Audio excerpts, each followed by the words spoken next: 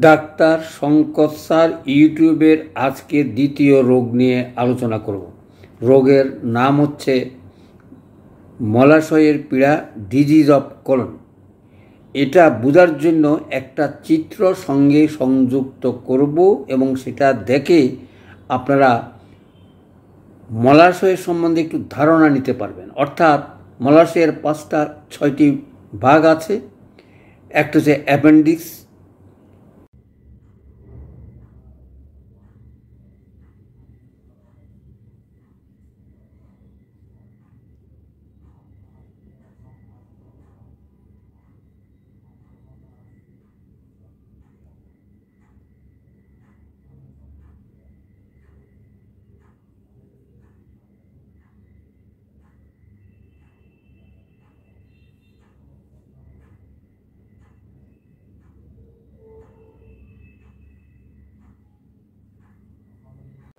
Ascending colon, transverse colon, descending colon, মলভাণ্ডার ও পায়ুপথ।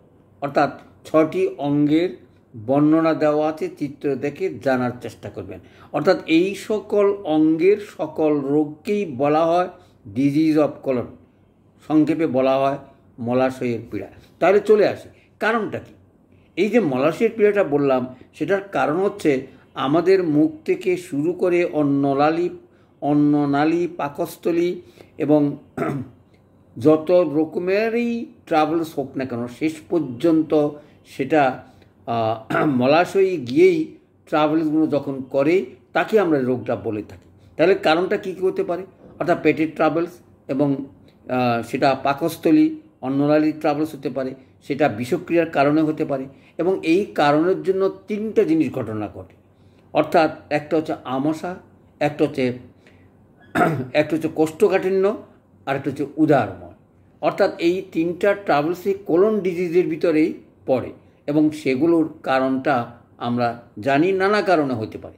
যে কোনো কারণে হোক না কেন, আমাদের হোমিওপ্যাথি ওষুধগুলো ভাগ করা আছে। সেখানে ক্যান্সার অফ কোলন হতে পারে, পলিপিসিস অফ কোলন এবং কোলোস্টোপি।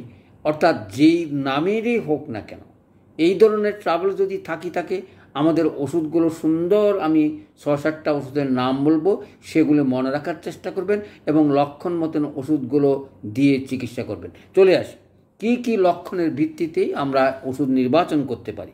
প্রথমে বাম ইলিয়াক ফসাতে বায়ু জমে, এবং বায়ু অনেক সময় বায়ু নিঃসরণ হলেও ব্যথা কমে যায়, এবং পায়খানা হলেও অনেক সময় কমে যায়।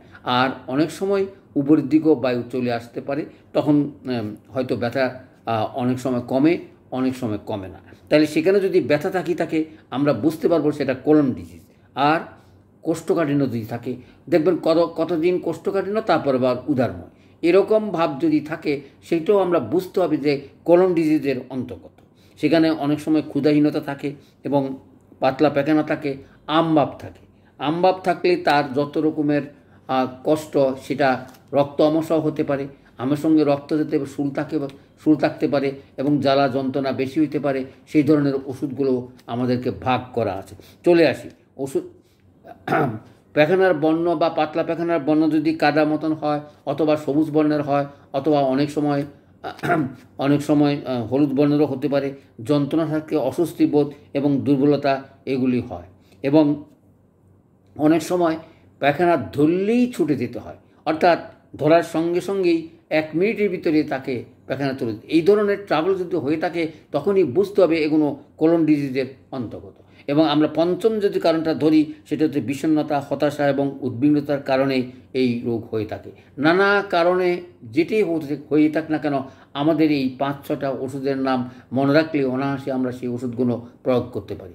লক্ষণের উপরে ভিত্তি করে ওষুধগুলো যদি আমরা চিন্তা করি, তাহলে প্রথমে আসি, জীবাণুঘটিত কারণে যদি রোগ হয়ে থাকে, তাহলে আর্সেনিক অ্যালবামের কথা আমরা চিন্তা করতে পারি। কলসিকাম সচরাচর পিত্তে ট্রাভেলসের উপরে এবং রান্নার গন্ধে আমরা এই ওষুধটা নির্বাচন করতে পারি। আর হাইড্রাস্টি স্ক্যান, যেগুলো কোলন ডিজিজের উপরে 1 নম্বর, অর্থাৎ মুখে অরুচি, খাওয়ার কোনো রুচি নেই এবং খেতেই চায় না, খাওয়ার ইচ্ছেও থাকে না, এই ধরনের কেসে আমরা হাইড্রাস্টিস ক্যানাডেন্সিস আমরা ব্যবহার করতে পারি।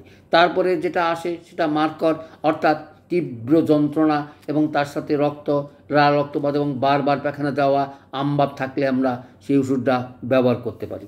তারপরে মার্কসল, অর্থাৎ এটা কোনো নর্মাল এবং অতিরিক্ত রক্ত গেলেই মার্কর, আর রক্ত যদি না যায় এমনি আমভাব হয়, যারা বেসিলারি ডিসেন্ট্রি বলা হয়, সেটাই।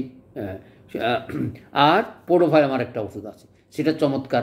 এটারও কতগুলো নির্দিষ্ট, অর্থাৎ পেটে বুটভাট করে প্রচুর পায়খানা হয় এবং পায়খানার পরিমাণ অনেক বেশি, পেট ফুলে যায়, আবার পায়খানা যখন হয় তখন পরিষ্কার হয়ে যায়, মনে হয় যেন আর হবে না, কিন্তু কিছুক্ষণ পরে দেখা যায় আবারও হয়। সেটা সচরাচর শিশুদের দাঁত ওঠার সময় অথবা এই ধরনের সিমটম পেলে আমরা এই ওষুধটা ব্যবহার করতে পারি।